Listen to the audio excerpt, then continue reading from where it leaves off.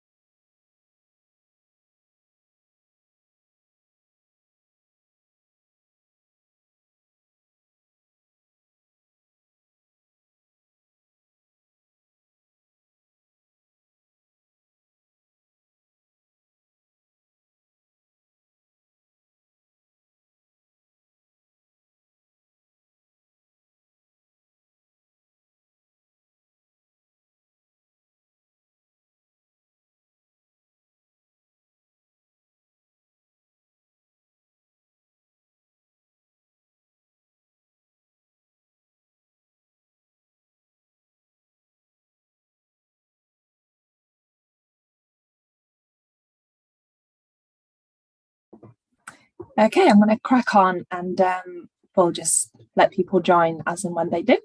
Welcome to this webinar from SSUK. My name is Marta, I'm a project manager at Students Organising for Sustainability, and this webinar titled the 2021-22 Energy Crisis, Causes, Impacts and the Future is part of one of the programs that we run called Home for Study, with the aim to support particularly students in private rental accommodation and alleviate their exposure to fuel poverty. So I'm sure you have all seen these or similar headlines in the news last month, or even the month before last now, because it is the 1st of April today. Today is the first day of the higher price cap being in place for energy bills. And this is the context in which the webinar is set. So a lot of people around the country from today onwards will see their energy bills rise by over 50% on average as the regulations have changed. So in this webinar in particular, we will be covering the reason for this increase in the bills, i.e. the 2021-22 energy crisis, how it will impact people across the country, and thinking about what this crisis should trigger in terms of future developments for a cheaper, safer and greener energy supply. So let's start with where the UK actually gets the energy that we use from. Unfortunately, it's mostly from fossil fuels. So the graph on the left shows UK's inland energy consumption in 2020. Oil is mainly used for fuel, so whether it's petrol or road diesel or jet fuel, so that's transportation. The rest of the energy is mainly used for electricity generation and heating. You can see bioenergy and waste at 11%. Bioenergy basically means that biomass is being burned for energy production. So wood pellets or wood that we generally import from abroad as well. Heating buildings accounts for around 20% of UK carbon emissions, and that's because about 80 to 85% of UK homes are heated with gas boilers. So we have a very old housing stock in this country. Unfortunately, it's not insulated properly, and essentially that means that people heat their homes a lot and use a lot of fuel for that, but a lot of that heat escapes to the outside because of the lacks in insulation. And then on the right-hand side, you can see a graph that shows electricity production by source in the UK. This is data from 2021. Over 40% of our electricity production was via burning gas, 21% from wind, and just over 50% from nuclear power. Other renewables, coal, oil, and hydropower cover the remaining 24%. And in comparison to other European countries, it's the heavy reliance on gas for electricity and heating in the UK. That's the reason that we are being hit so strongly by the shortages in global supply. So this is a global issue, but in the UK, it has a much stronger effect than it does in other countries. Let's talk about where the crisis come from then. Why do we have a supply shortage globally? Largely, this is because countries around the world love to rigidly apply free market principles, and we've essentially created a perfect storm of a lot of different factors that have caused spikes in their prices. The first reason for that is that last year in 2021, we had a very cold winter that resulted in central heating being on a lot more than it usually would be. And we have also just said that most UK households have gas central heating. So when they've put the central heating on, they've started depleting the gas stockpiles, which in our country have been particularly problematic since 2017, when Britain's largest gas storage site was announced to close after the site was maintained by a privatized utility company. And as we are more dependent on imports and exposed to price shocks, this means limited buffering of volatile prices of the market. So essentially, gas privatization has led to a lack of regulatory oversight and strategic vulnerabilities that we experience in the UK. And unfortunately, that winter was then exacerbated by a very unfortunate summer of 2021. That summer was when the storage facility closed, and the decision to close that big, rough storage facility, it's basically meant that the capacity of the country for storing gas was cut from 15 days of winter demand to at most 5, which is a massive, massive decline. Unfortunately, we also that summer had one of the least windy summers since 1961, so for a very, very long time, and this impacted wind power generation. As we've seen on one of the previous slides, a relatively large proportion of UK electricity comes from wind power, so just over 20%. And unfortunately, when the wind doesn't blow, that power cannot get produced. Unfortunately, as well, there was a temporary closure of an electricity connector that links the British and continental European grids through France. This is expected to be fully restored by October 2023, so still quite a while away. But it essentially means that we're exposed to over 2 years of limited power exchange through this route. And since this power exchange was first commissioned in the 1980s, Britain has been the receiver of most of the electricity flow.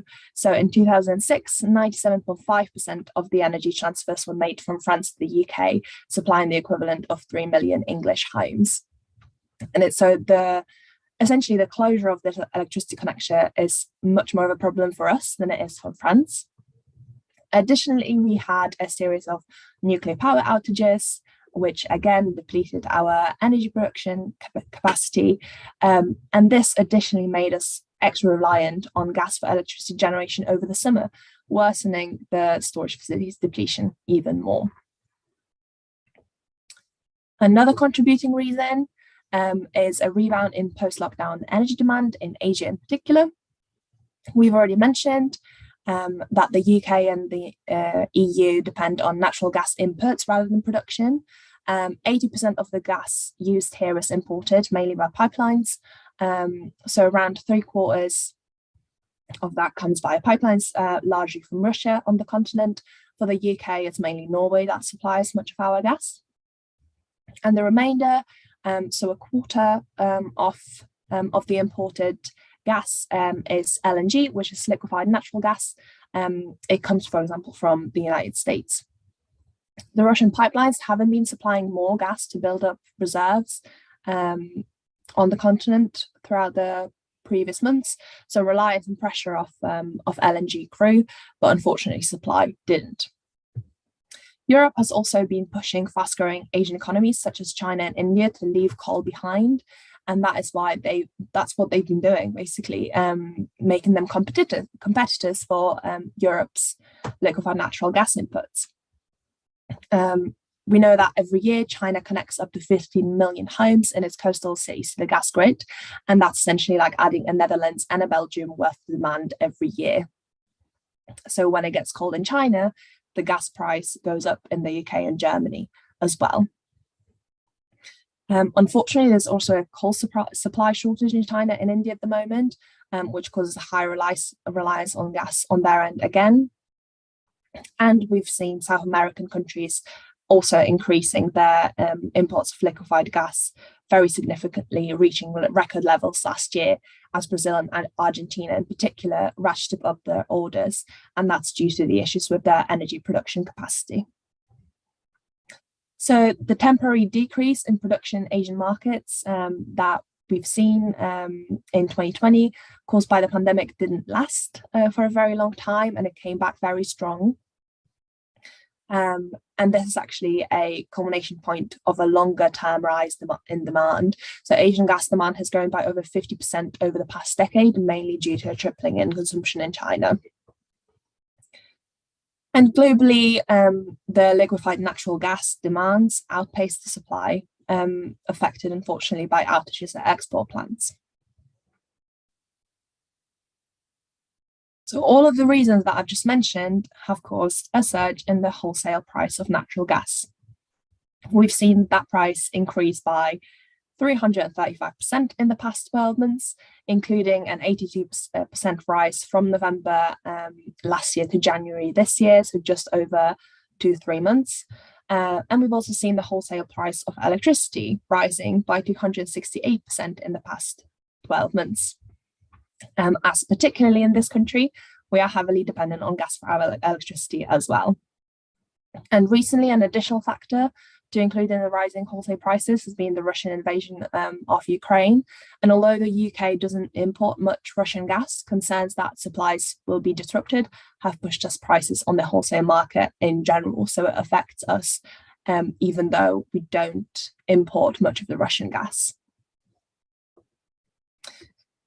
Additionally, in the UK context specifically, we have 2 other reasons underlying this crisis as well. The first one is the energy supplier regulation issue. Back in March 2014, Ofgem essentially dropped barriers to entry for the energy supply market, and essentially meant that entrepreneurs could set up an energy company without links to big banks and investors. And the move was supposed to increase competition for the Big Six. So the Big Six were the United Kingdom's largest retail suppliers of gas and electricity, who dominated the market following liberalisation of the late 1990s. And this resulted in the increase from 12 suppliers to 70 at the beginning of 2021. The regulator then backtracked on this scheme, rolling out tougher regulations on financial testing for companies that wanted to be energy suppliers from 2019 onwards. But that unfortunately doesn't erase the 7 years of loose regulation before that regulation started to happen again. And everyone's favorite reason, second reason that we have in this country is Brexit. So the EU that the UK left recently has an internal energy market, and leaving the EU also meant that we left that internal energy market. The way it works is they have a mechanism called market coupling, and that ensures coordinated day-ahead price setting and capacity allocation. So that's essentially different connectors like the ones mentioned between the UK and France that suffered a fire last year, can transfer energy between the different countries' markets. Capacity of high voltage cables connecting those state grids and electricity are basically sold together, and there is efficient allocation of electricity to whichever national market has the greatest need. This also intends to reduce price differences, and unfortunately the UK is no longer a member of this system. So this means that as a market participant, it needs to buy interconnecting transmission capacity for the day ahead first, and then buy the electricity separately. So trading in general is less optimized, and we also can't rely on an efficient response when local generation is low, which is bad news for us. So what does this actually mean in practical terms? This means that a lot of our energy suppliers in the UK have collapsed. So we began 2021 with 70, and as of halfway through last month, and I did actually double check whether there have been any additional ones this morning, and they haven't. So 31 suppliers have gone bust. 29 of them from August onwards, and that's affected over 3.8 million of households. And we know that it's not just small suppliers that are suffering. And many of the small suppliers had an emphasis on renewable energy. Bulb was one of the largest energy suppliers. It had 6% of the market share and almost 2 million customers. And it also went into special administration a few months back. So this doesn't disrupt energy supply for customers because the regulator essentially has a safety net that arranges the transfer of accounts to a new supplier, honouring credit balances and managing debt repayments. No one's ever disconnected from the grid as a result of their supply collapsing. But unfortunately, this could move that many of those customers from smaller suppliers that a lot have chosen for reasons of renewable energy generation could be moved to a non-renewable supplier. Now, many of the bigger suppliers have green tariffs, so to say, but the issue is that if you care about renewable energy and a zero carbon future, would you feel comfortable if your new energy provider was suddenly changed to, for example, Shell Energy, even on a renewable tariff, knowing that the oil and gas giant's business is predominantly in oil and gas? Unlikely. I know I wouldn't. We've also seen this rise of bills, a rise in the Ofgem's price cap. So we'll start with introducing the price cap and just explaining a little bit about what it is. So Ofgem is short for Office of Gas and Electricity Markets, and it's Great Britain's independent energy regulator. Back in 2019, it introduced the price cap for standard variable rate energy tariffs, which are tariffs that around 22 million households are on cap tariffs. You sit on one of these essentially by default, unless you actively switch to a different deal with your supplier. There are also around 4 million households on older prepayment meters around the country, and the cap for those has been in place since April 2017 and is higher than the cap for the standard energy tariffs. Basically, what this cap means is that it's the maximum amount energy suppliers are permitted to charge customers per kilowatt hour of gas and electricity, so per unit rate every year, and it incorporates a maximum daily standing charge, so the cost of essentially getting the power to your home. The price cap changes are announced twice a year, but this could become more frequent in exceptional circumstances, and there have been voices that we are in exceptional circumstances at the moment, so the price cap differences could come in more frequently. They are generally, but at the moment we only have 2 a year. They're announced in February and August, and they take effect on the 1st of October and the 1st of April. And they're basically based on the underlying costs to supply energy.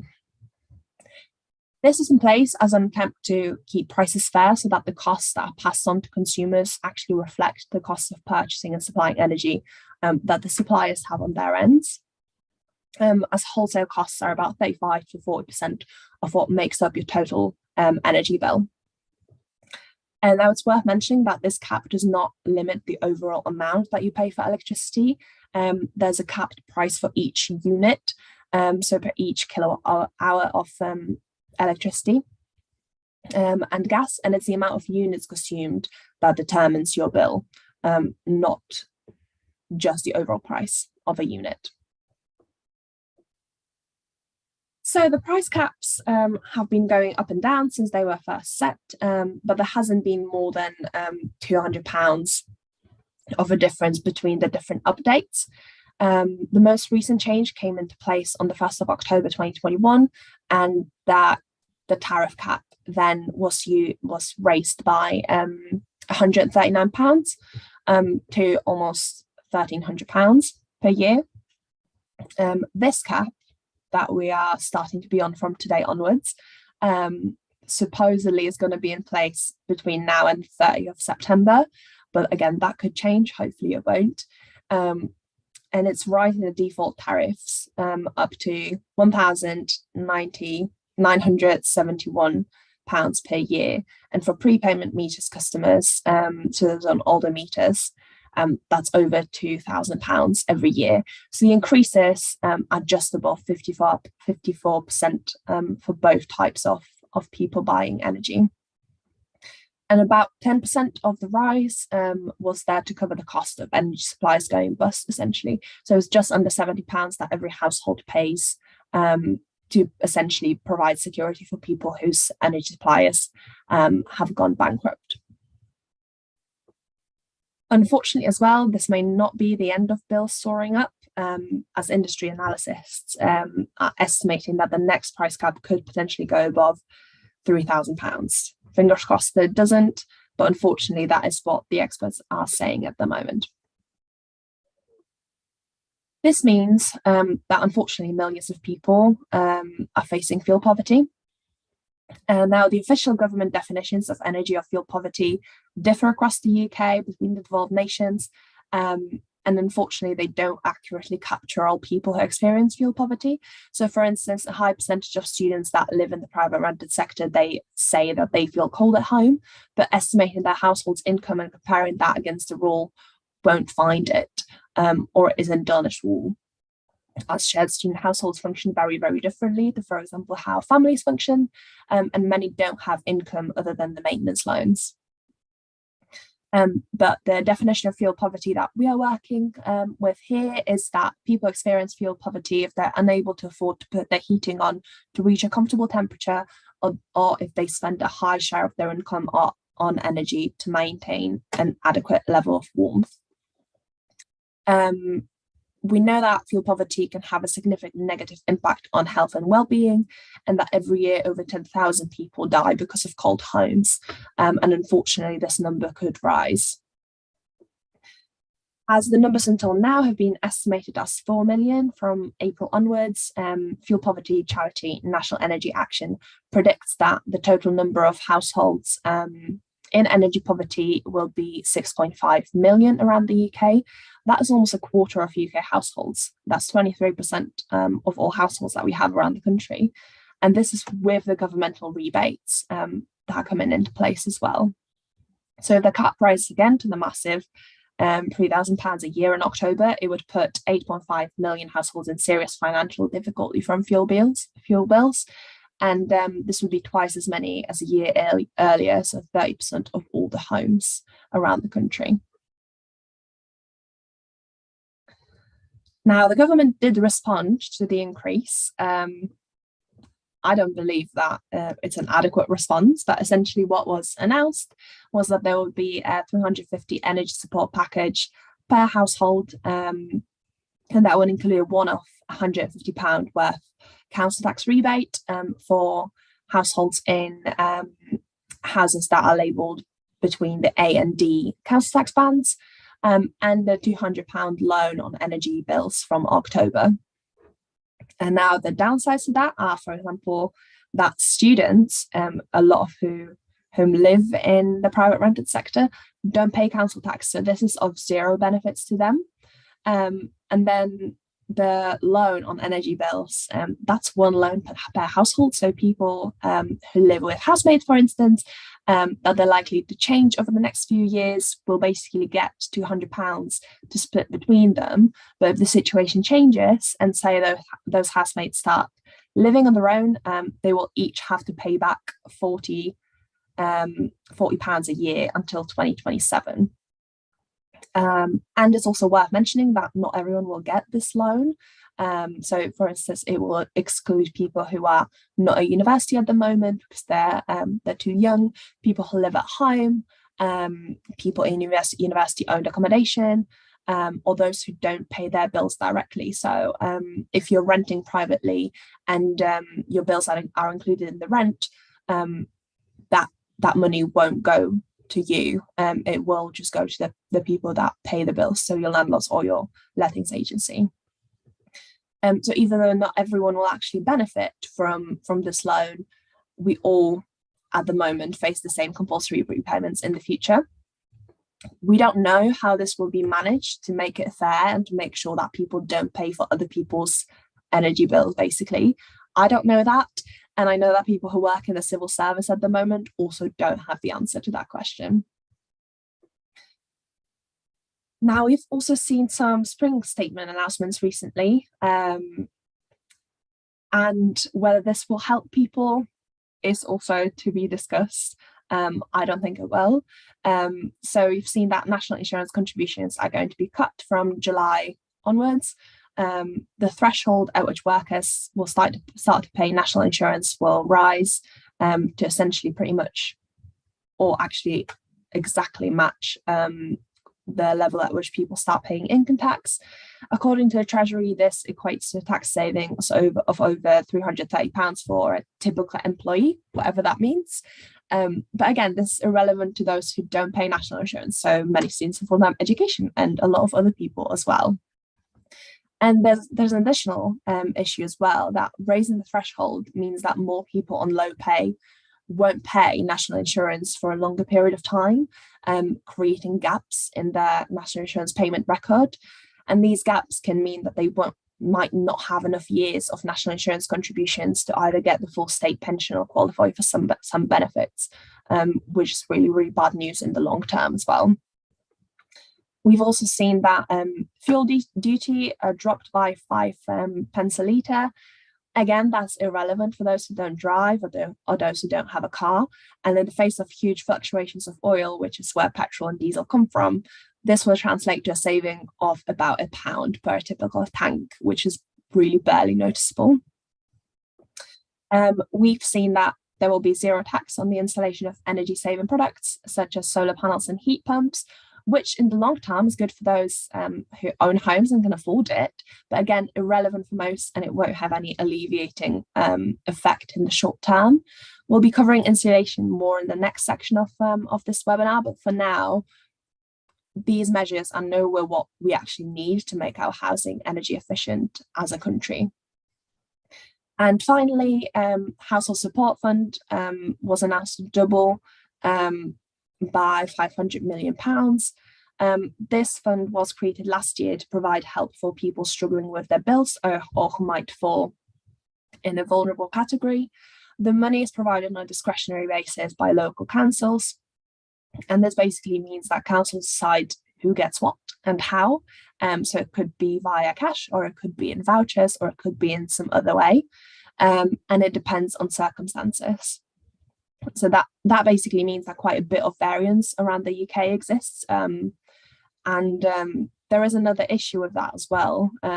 Unfortunately, over the past decade, the local welfare system has been largely dismantled, and it means that many authorities no longer have the infrastructure or processes in place to direct additional government funding to those most in need of help. Now, for a final reflection on how the government responded to this increase, I'll just mention that most European governments have reduced tax or VAT rates of energy. Some have stepped in with windfall profit tax and regulations, which are measures that the UK government refuses to implement. But the main problem is that other governments have been working on supporting people since autumn. And in the UK, we waited for a while for support measures to be announced, and they still haven't actually reached us in a way that could help most people. As well, I'd just like to point out that not everyone is feeling the costs of the rising energy prices, while the public experiences a cost of living crisis in general. So we see energy bills, water bills, national insurance, council tax, broadband, food prices going up, inflation at a 30-year high. Oil giants continue to hugely profit from essentially causing the climate crisis. We know that BP and Shell are on course to make a combined profit of 40 billion this year. In 2021, both BP and Shell made their biggest profits in 8 years. And in the US, ExxonMobil and Chevron also report the largest profits since 2014. And we also know that they are not using these profits for green investment, which you think would be a logical thing to do, but they just are not doing it.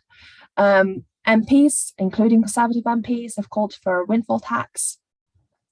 Windfall tax is a higher rate of tax on profits from a sudden windfall gain to a particular company or industry, which is what we've seen in big oil recently. And these calls have been dismissed by all giants who essentially threatened that they won't invest in the country or renewables, and they have been dismissed by the Chancellor Rishi Sunak. So, in the face of all those revelations, where should we go from here? First of all, at the moment, it's best to leave your tariff and your supplier just as they are at the moment and not switch and don't change anything if you absolutely don't have to. There are no open market tariffs that are cheaper than the new price cap at the moment, and fixed tariffs on the market are already exceeding £3,000 a year. So don't fall for marketing waffle on don't sign up for those. We don't know what the cap will be like closer to winter, and although unlikely to decrease by much, if at all, it's better to try and avoid paying more while you can. So I'd say avoid signing up for fixed tariffs. Now, further, we need to call for housing retrofits, especially in this country. As we are heavily dependent on gas inputs to heat our houses with gas boilers, we are also vulnerable to the mechanics of the profit-driven global gas market, and we're seeing this vulnerability now really, really clearly. The UK has the least energy-efficient housing stock in Europe, and the rate of housing replacement around the country is very, very slow. I have this quote here as well from one of the articles I read researching for this webinar. Using cheap gas to compensate for poor housing stock only works as long as gas is cheap and as long as you don't have a climate crisis spinning out of control. So this is something that really needs to be addressed. We know that our housing is leaky in that we essentially heat the air that just then dissipates through the walls and the windows and doors going outside. We know that this leakiness accelerates the climate crisis because energy use in homes accounts for 14% of total UK emissions. And we also know that domestic gas boilers account for 1 in 7 tonnes of carbon the UK emits each year. So even though the UK has an ambition to retrofit all homes to EPC Band 3 standard by 2035, only 29% of homes today meet this standard, and the UK's current policy approach is nowhere near ambitious enough to tackle the remaining 71%. We also know that, unfortunately, that means that we won't meet our climate targets that are legally binding without complex green retrofits of our housing. Now, retrofitting here means, for instance, improving energy efficiency, adding insulation, installing heat pumps, solar panels, and in the near future, hydrogen boilers as well. And what's more, this process to eradicate fuel poverty and upgrade the quality of our homes will create over 500,000 of green jobs and positively contribute to the national levelling up agenda. It's also important to mention that there is a large effect that housing has on our health. So cold homes cost the NHS more than £2 billion every year in England and Wales.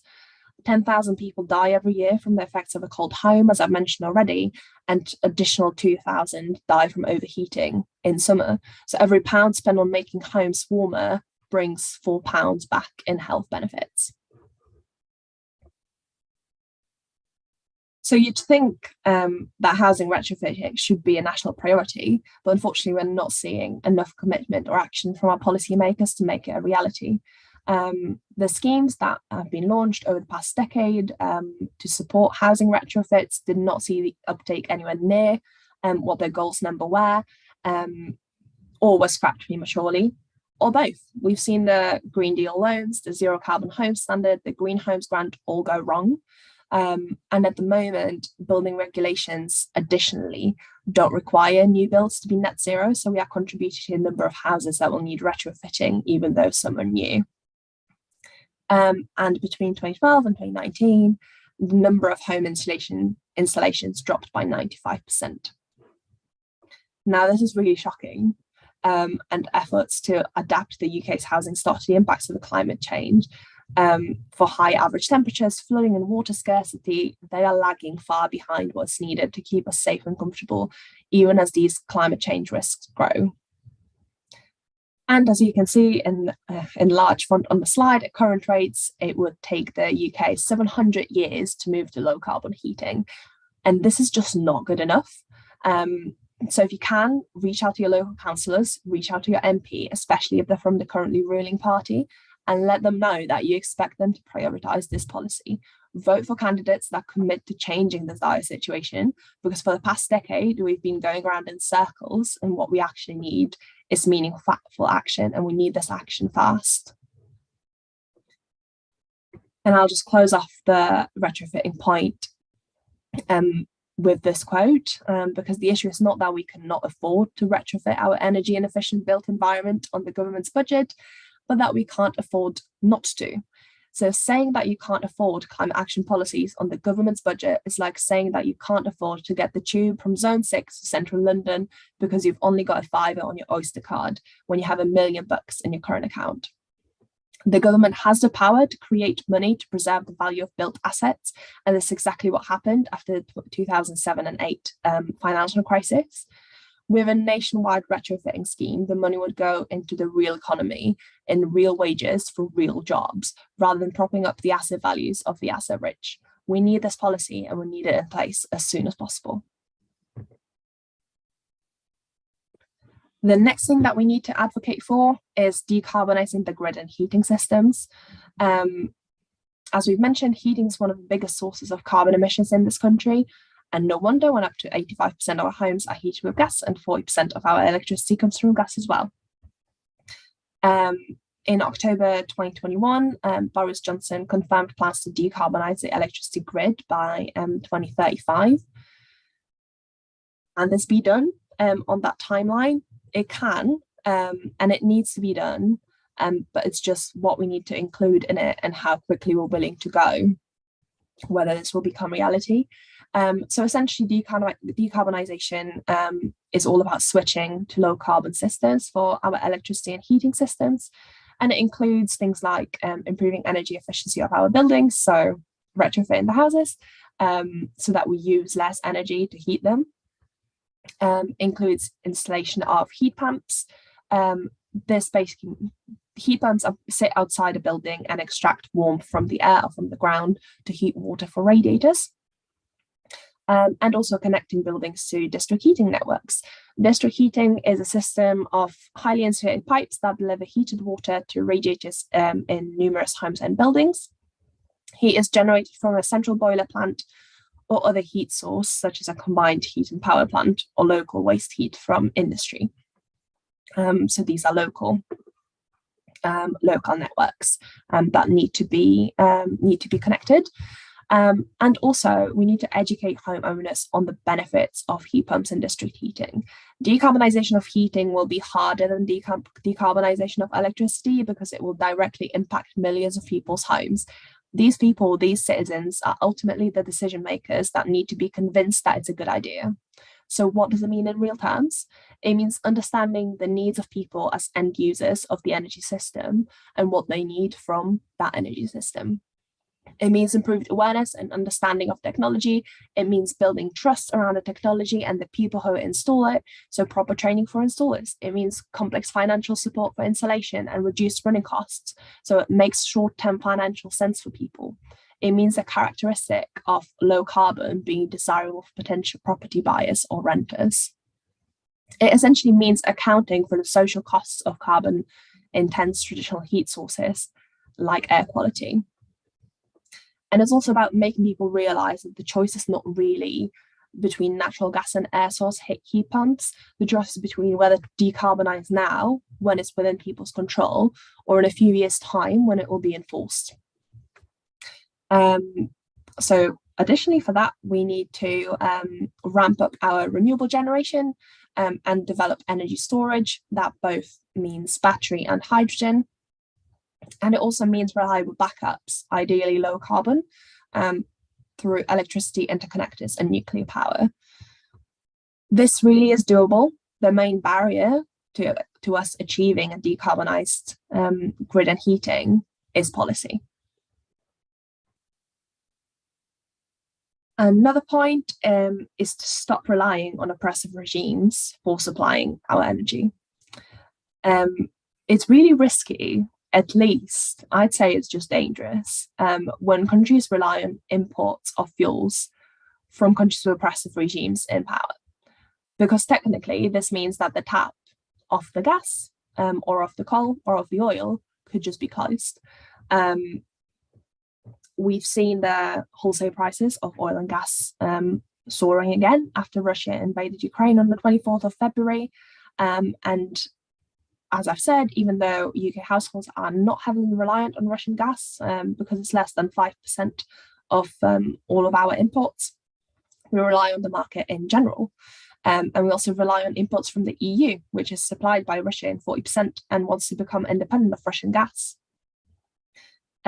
We know that this invasion could have almost incalculable consequences for energy prices across the continent, as President Vladimir Putin may decide to weaponize gas supply as leverage.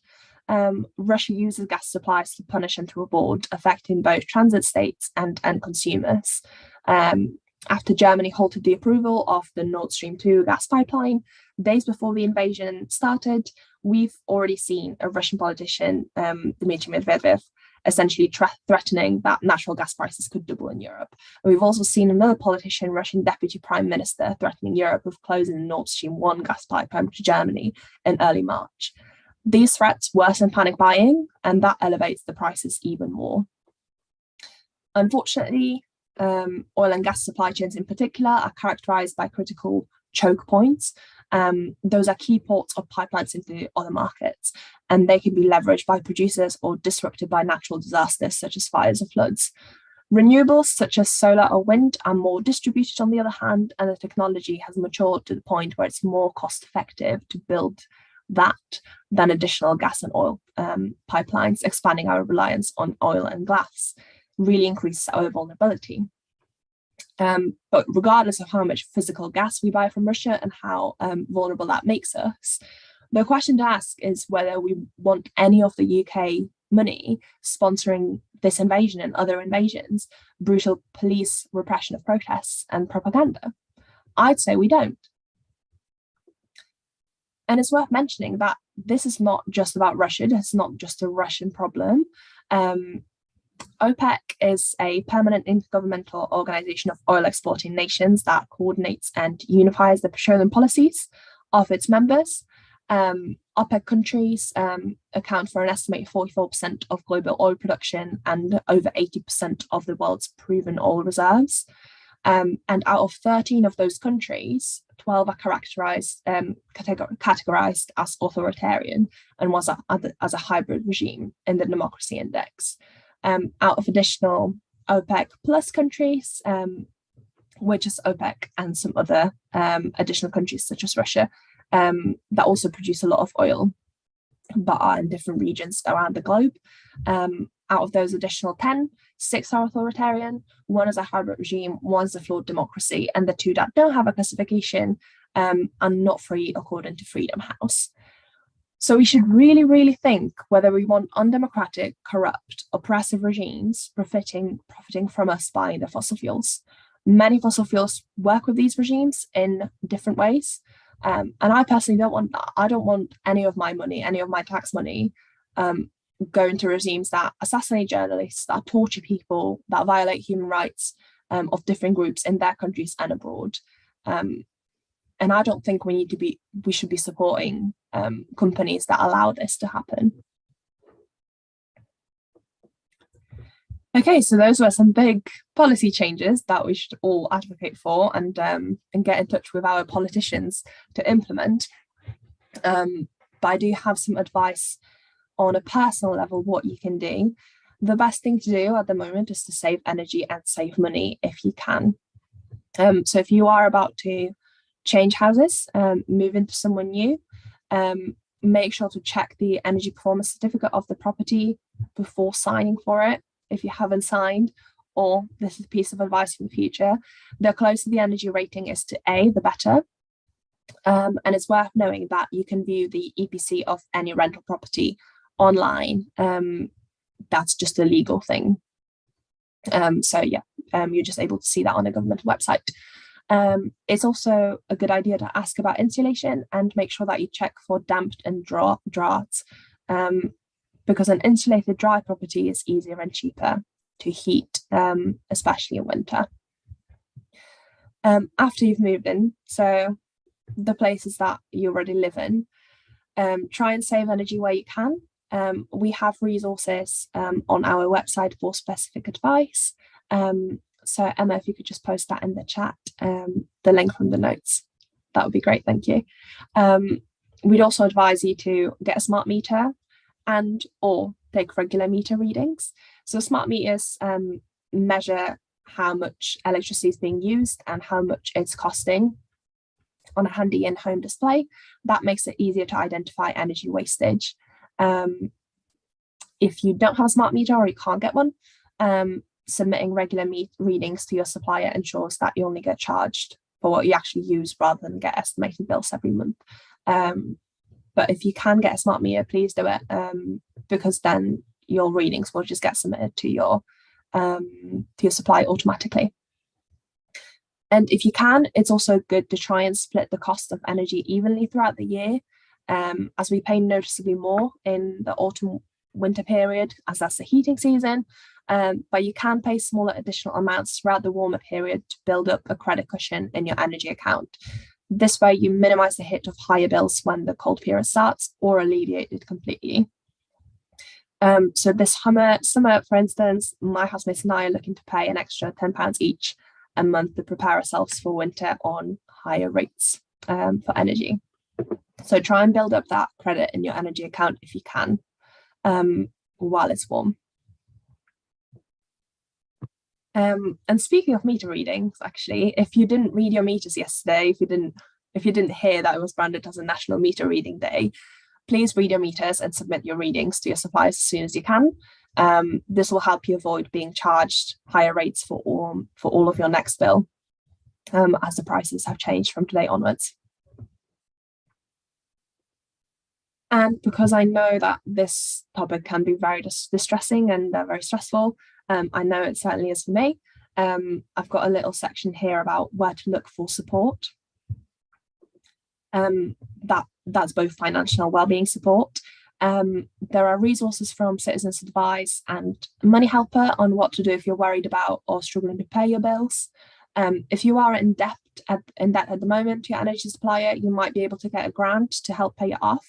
There are links again on the Citizens Advice website, and you may also be able to get a grant from the British Gas Energy Trust. You don't have to be a British Gas customer for that.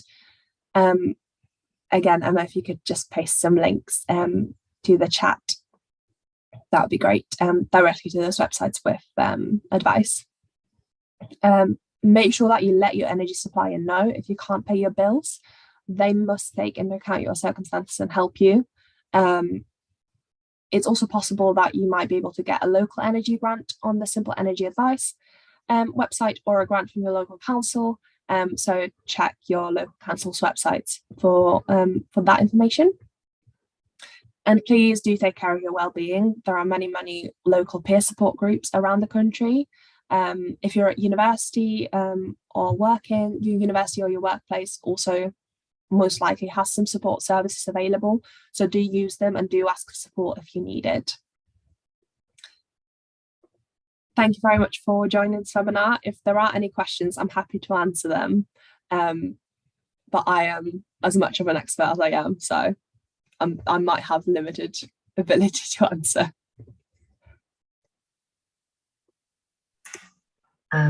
Thanks, Marta. There is one question in the Q&A box, which is, why does the UK depend on gas to produce electricity? Quite a big one. The answer to that really is because of policy.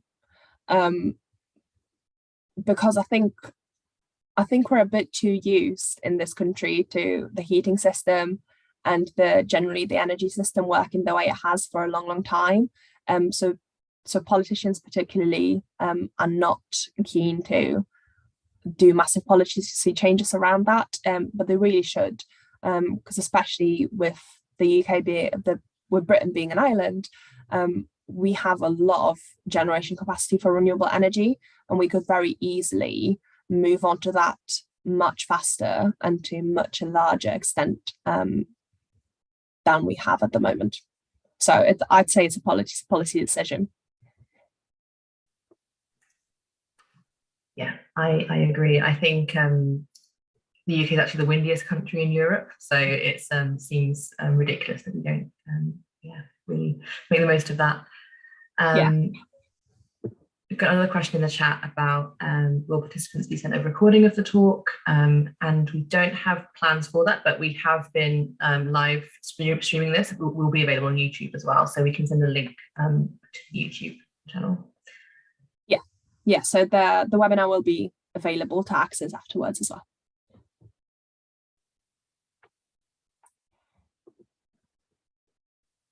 Okay, if anyone has any other questions, do pop them in the chat or in the Q&A button.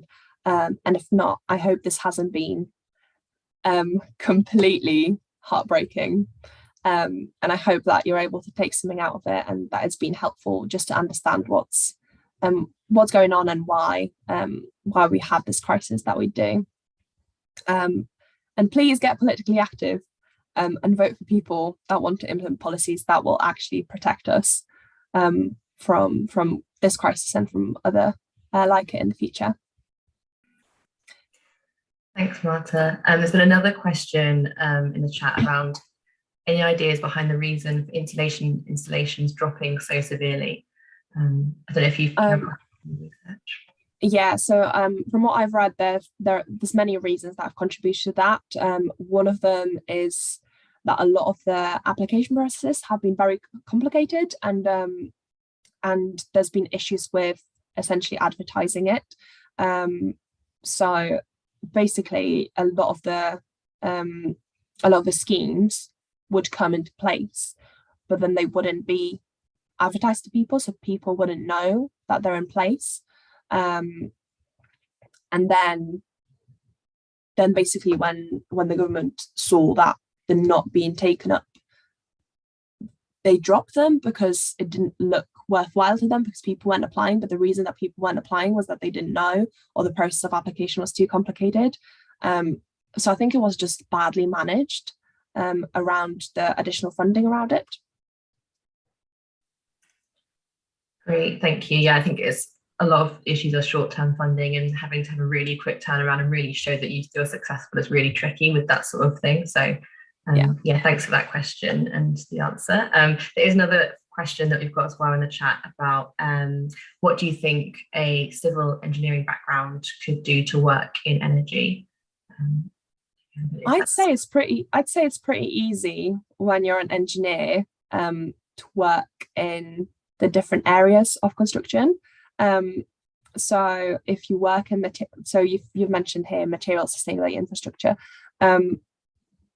Materials is a great place to be at the moment when it comes to sustainability and increasing the sustainability of our buildings and environment in particular. So I'm sure there are courses, and there's a lot of consultancies that are working on greening the building sector. So I'm not from an engineering background myself, but there is definitely a lot that's going on in a lot of companies and a lot of organizations that are after engineers that are interested in sustainability. So I think it's mostly about looking for that, because I think it has a lot of potential, and there's definitely a lot of interest at the moment. So if you're an engineer, you're in a great place to have a green job at the moment.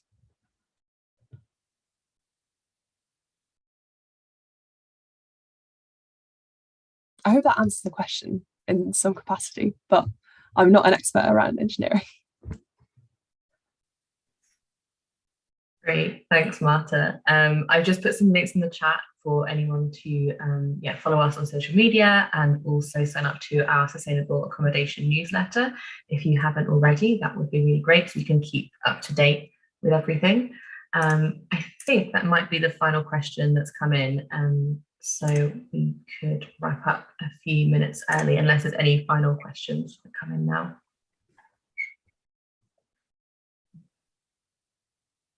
But thank you so much for coming, everyone. And we hope it's been helpful.